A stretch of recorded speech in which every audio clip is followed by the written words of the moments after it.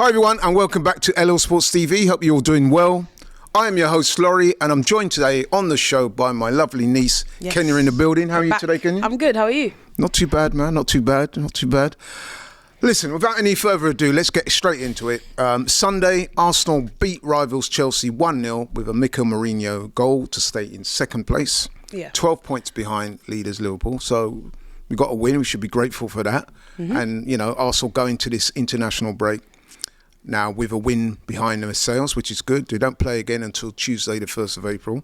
Wow. But obviously, when you win any game, it's a plus, right? It's a positive. Exactly. So you would have thought that the fan base is upbeat and feeling good. Yeah. Especially when you've beaten your London rivals. Chelsea's a team that, let's face it, most Arsenal fans are not too enchanted about. Yeah, exactly. So to beat them is always a plus. I've got to say, though, following the game, there was a palpable sense of disappointment amongst Arsenal fans. Actually, you know what? Even the neutrals, because people were expecting to watch a really good game of football. I've got to say, it didn't quite pan out. The first half was pretty decent. Was it quite, I wouldn't say exciting, but there was moments in there where you're like, oh, do you know what I mean? A few Sanchez mistakes. David Raya through the legs. Like, do you know what I mean? There was a few little moments in there that would tasty tackles going in. It kind of resembled what a derby is. Yeah, exactly. I guess that's the point I'm trying to make. The first half was okay. So you're thinking, okay, second half, we're going to see some thrills and spills, maybe some goals, you know what I mean? Some dramatic action. Yeah. Got to say, though, man, in the second half, the game just kind of petered out. It was very disappointing. Just plateaued. And now there are many people, fans, pundits, ex-players who are literally bemoaning Arsenal's playing style and lack of goals. And they're going even further than that, Kenya. They're saying that Arsenal have now become boring to watch. Now, you will be the perfect person to speak to about that because you was at the game yesterday. So, Kenya, without any further ado, take it away. Where do I even start, man, honestly? Well, first of all, it was freezing. So that doesn't help. That didn't help. But at least the sun was kind of out, so it was all right. But yeah, I agree. It was incredibly boring. Like I was able to go with my friend. I was able to get us 2 tickets to go, and like I was just like, bro, what a waste of. I don't like to say a waste, but it was like, oh, it wasn't exciting, was it? It's not like. You know when you get them 1-0s, but it's still exciting, it's really close, and like you've kind of grinded out that 1-0 win and you're still on the edge of your seat. It wasn't like that at all. Like, I was sat there and I was like, yeah, we should be trying to win this like 2-3, and we didn't. Like, we scored the 1, and it was almost like the team said, yeah, man, we're knackered, international break next week, what's the point? It did have that air about it. It did have that air, and I was disappointed in Chelsea as well, because I thought they would have gone for it a bit more. They're idiots. No, because like before the game, they were saying, listen, if we beat Arsenal, you know what I mean, we narrow that gap. When was the last time they beat us? Yeah, ages ago. Exactly. Actually, August 2021 was the last time. How many years? That's like 4 years ago. Yeah, but some of their fans are optimistic. They were saying, look, if we can beat Arsenal, we'll cut the gap between them to 3 points, and you know what I mean, we'll try and solidify our Champions League spot. But like I said, in the second half, man, they didn't really turn up. But I've got to say, neither did we. Yeah. So who do you put the blame on? I think it's a mix of the two. I think maybe more so us, because obviously we're winning, and to be honest, I could smell blood. I saw a goalkeeper making hella mistakes, and instead of just like that one chance where, like, I don't know, he passed it, I think, straight to Martinelli. Yeah, I saw that. And I was like, brother, shoot. He's trying to pass, and then Declan skied it. I was like, oh my God. Like, again, he tried to play something at the back, and like Trossard and about 3 people tried to kick it in, it didn't go in. So I'm like, that's more on us, in the sense that like we didn't take the opportunity and capitalise off those mistakes. But also, like, Chelsea, that was the worst I've ever seen of them this season, I think. That's probably their worst game. Yeah, they were disappointing, man. At least when they played, like, I know they lost to Man City, but when they played Man City, they still were up for it. They still showed a good account for themselves. They actually did nothing in the whole game. They didn't attack or anything like that. Their wingers were awful. They gave me an impression of a team that was resigned to defeat. Yeah. And as long as they keep the score down to 1. Yeah, exactly. That's how they looked. That's how they approach. Where I've got a criticism of Arsenal is that Chelsea were there for the taking yesterday. I mean, we beat them 5-0 last season. I thought that Chelsea were there for the taking in the second half. 100%. And it was a bit disappointing that we didn't go for it a bit more. I mean, let's be honest. I mean, we laugh and we joke about Arsenal, but there are mitigating circumstances. We all know the long-term injuries to the likes of Havertz, Jesus and Saka. No recruitment in the January transfer window, so we're short up front. We got a box-to-box midfielder playing as our striker, who scored yesterday. Right, so shout out to him. Doing all right. But even so, man, it just for the amount of possession. Actually, Chelsea had more possession than us. Yeah, but which was weird. Do you know what was like strange? That like, you know, when we see another team and they're holding onto the ball and it makes you feel a bit nervous. I didn't even feel nervous. Like, yeah, I am saying. I watched that game and I was just like, okay, we've won. I was more just disappointed with us because it was like, why have you not scored more? Like, this is just a great opportunity. It's before the international break, and also it puts out a statement. Like, I know we're not the same as last season or even the season before, but it still goes to show we should be saying like, yo, little boy idiot, Chelsea, just sit down. Do you think they're keeping their powder dry for like going into the international break, no injuries, big game coming up against Real Madrid, or do you think we're just toothless in front of goal? I think it's a mix of the two. I feel like also I was saying like maybe someone like Trossard. I thought Trossard looked a bit tired, like maybe because he played against PSV. I didn't really expect him to start, to be honest, but yeah, maybe like someone like Trossard looked a bit tired, but a few people were saying that the manager could have made subs a bit earlier. Yeah, I was inject a bit of energy. I was trying to see Zinchenko. I thought like I said on our predicted 11. I was like, where's, you know, not saying that he should have started, but like he's actually had a good account of himself. He's probably a good sub to bring on, but we brought on Kieran Tierney, I guess, shored up the midfield a bit. Like it was kind of one of them.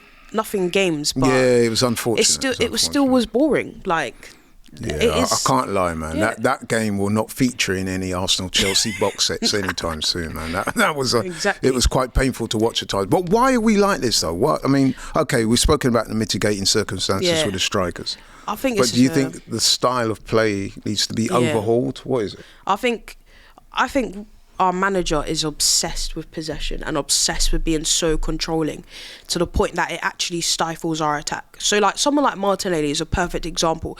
In that 2022-23 season where he scored 15 goals, that's because he was just like absolute chaos. He was running up and down, like he was just like we just gave him free reign, and you know he was doing what he does best, which is thriving off, you know, lack of control and just being chaotic. But now that we want to be ultra controlled, it means that other teams are able to maybe say like, right, where Martinelli previously would have been bolting down the wing, he's actually maybe just jogging down there, or like we can put 3 players around him knowing that maybe he's not a Saka. Do you know what I mean? I think just we're so ultra controlled sometimes that it affects our style of play. Now, in a way, that's good because it means you concede less, but it also means that going forward, you're very predictable. Like teams can suss you out. Like I honestly could tell you what our build-up play looks like.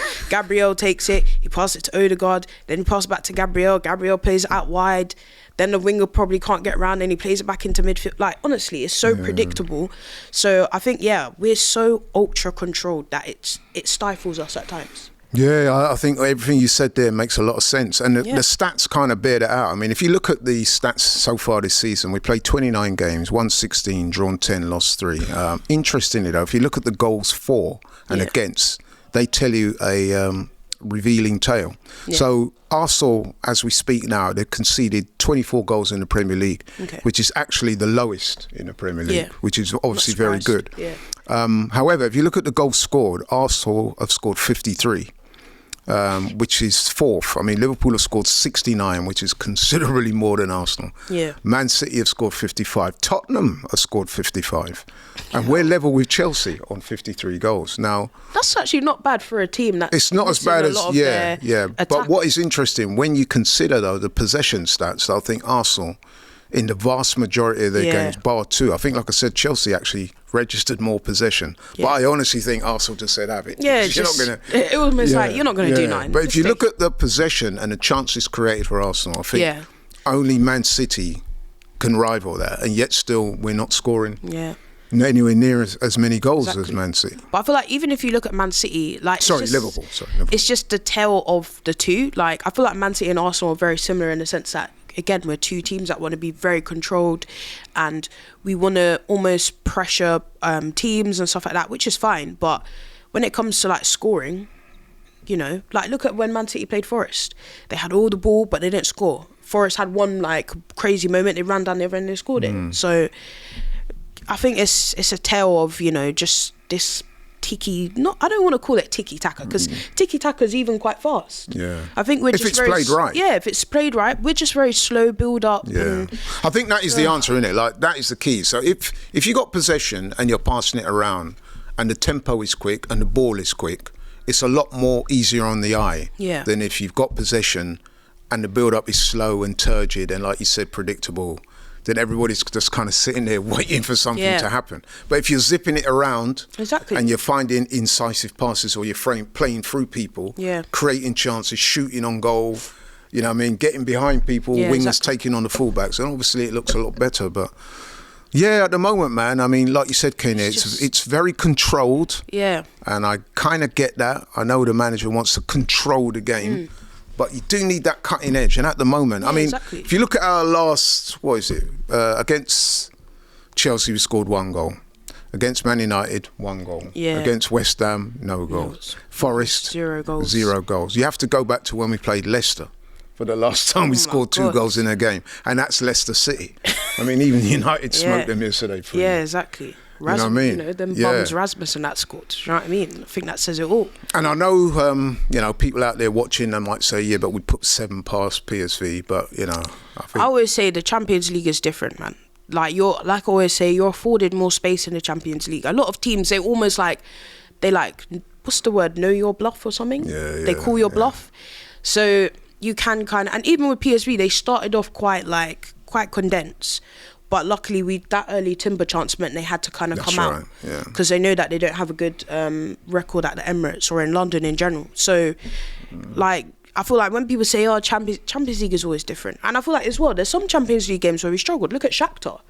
We only won 1-0. I remember we beat Dynamo Zagreb 3-0, but that's not really the tell of that game. Like, we spent a lot of that game really probing and stuff like that, when we should have actually just blitzed them. Do you know what I mean? Like, there's actually been a few games where I'm like, yeah, okay, like, you know, the scoreline doesn't really tell the full story. No. So, and I mean, yesterday we scored after 20 minutes. So you're thinking, right, we're going to go and kick on now.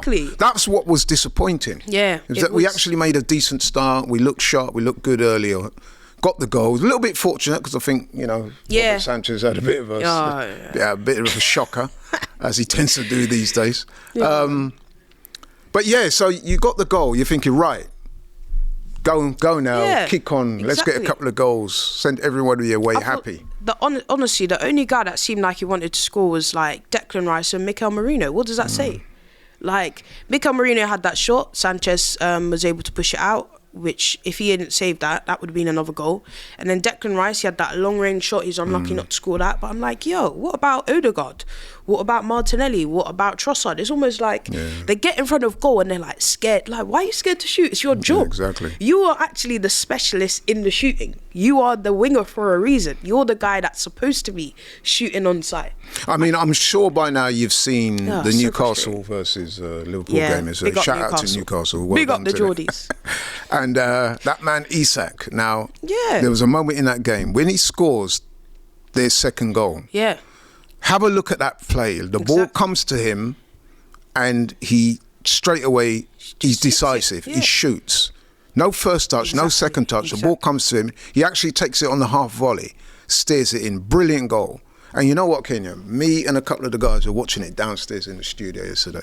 And to a man, I kid you not, we all said, had that been an Arsenal player in that position, he would have tried to take a touch, maybe another touch. By the time he's done that, Van Dijk would have closed him down and the shot would have got blocked. So that's what I'm saying about shooting on sight and being more direct and decisive in your play. I feel like, sorry to cut you off, but even if you look at someone like Saka, right, the reason why Saka's goals, assists are so good, because he works with that type of speed. So like when we played Liverpool, for example, he just ran down that and he didn't even think, he just rifled it into the net. Someone like a Trossard or a Martinelli, we're taking a touch and we're trying to do something clever. Like, no, just bang it. We don't. A lot of our players lack that instinct. They lack that, like, they over deliberate in front of goal. And I feel like as well, even though you talk about strikers supposed to have that ruthlessness. I still think, don't you want to be top goal scorer for the club or something? Don't you want to be able to say, yeah, I've scored 6 goals or something like that this season. I've scored 7. I'm high. I'm leading the race. Like, don't you want to lead by example? That's the issue that I have. Like, we can talk about, oh yeah, it's more of an innate thing that strikers have, but it's like, surely the whole point of football is about pride and glory. You want to score, you want to be the guy, do you know what I mean? Yeah, and listen, the purists will say, what are you moaning about? You won the game. Yeah. And listen, I get that. I'm grateful happy for the win. Yeah, of course. Because I've got a few Chelsea friends, and don't get me wrong, I was on their bumper. Look, we beat you, this and that, easy work, light work. That's fine, yeah? And I am grateful for the win. I really am. However, I do think, man, that we missed a trick yesterday. I agree. And not just yesterday. I'm talking about in recent weeks, man. Yeah. The football has not been aesthetically pleasing. Yeah. It's the most polite way I can put it. Exactly. Look, You know I wouldn't mind that if we're about to win the league. Do you know what I mean? Like, look at some of the Chelsea teams that won the league. They were super boring, but they got it over the line. I just look at it like, we're playing like this and there's no reward for it either. So we're not seeing enough goals. Right? I'm like, I'd rather actually, I still want us to win. Of course, winning is the most important thing. But I still want to see us maybe change things up and try and get back to old ways where we were super ruthless, where we were burying teams. We'll score. We just, last year we sat Chelsea down 5-0. Yeah, Should have even been more. Yeah. So we're missing the trick, to be honest. So it's fair to say that you weren't out of your seat many times. About to fall asleep. I had to get up at halftime. Wow. And I noticed again yesterday, quite a few people leaving before the end. And it was only 1-0. The atmosphere yesterday was really poor. And I think for even the Chelsea fans, they weren't a great away supporting that day. I think the Arsenal fans, I don't know what it is. Like, there seemed to be a little bit of apathy. Yeah, it was kind of like everyone was very not tense. I'm sensing that the reason for that though is because the title challenge has kind of slipped away. Well, more than slipped away, it's kind of melted away. Yeah. I think that there's a feeling of palpable disappointment amongst the fans. It's kind of like, we want you to win, but it's not like it's riding on anything. There's still a little bit of, how can I put it, undertones of disappointment. Yeah, and that's fair. Because I bet you any money, come the Real Madrid game, everyone will be up for it, mad up for it. But I just feel that in the last couple of weeks, definitely since the West Ham game, because to me that's when the title challenge just disappeared completely. Done. And I think since then, man, things have been difficult, and it's not been helped by the fact that the team not been playing that well. Yeah. Okay, we haven't lost since West Ham, but you know what I'm saying? The results. Okay, I know the PSV was a very good result, but certainly the first game was anyway at home. But away, the 7-1, that was a good result, but I don't know, man. Yeah, nothing really to light fire under you forward. So I kind of get it, but we need to get that atmosphere back. We need to get that back, man. I suspect it will be back big time for Real Madrid. But Real Madrid, there's still another 9 games left in the Premier League season. And I don't want us to have that tag of being boring, which is what a lot of, a lot of fans are saying. I mean, I know back in the day, before your time, Arsenal used to be 1-0 to the Arsenal. Yeah. And that kind of conjures up images of that. But we don't want to fall into that trap. And like you said, Ken, if you're not winning trophies and you get tagged with that team, that title boring, it kind of makes it a little bit off. It's true. Yeah, it makes you feel a bit flat. So if you could send a message to Mikel Arteta, what would you say in order to get things kicking again? Don't be ultra controlled. Have control, but don't be ultra controlled. Don't be obsessed with being ultra controlled, and try new things. Yeah, vary it a bit, man. Let's, a bit of energy. Let them go on, as we say. Do you know what I mean? Anyway, coming to the end of the show now. Thanks, Kenya, for that. Thank you. Kenya was at the game yesterday. She's kind of borne out what I said. The atmosphere, even though the ground was pretty much full yesterday, wasn't it? Pretty much full. But it was noticeable that in the second half, the whole vibe, the atmosphere was kind of just flat, which is disappointing. But we are grateful for the win. You'll never hear me say anything other than that. But Kenya, nice one. Thank you so much. Thank you guys for watching. Really appreciate it. If you're new to the channel, please like, share and subscribe. We're out. We'll catch you on the next one. Take care.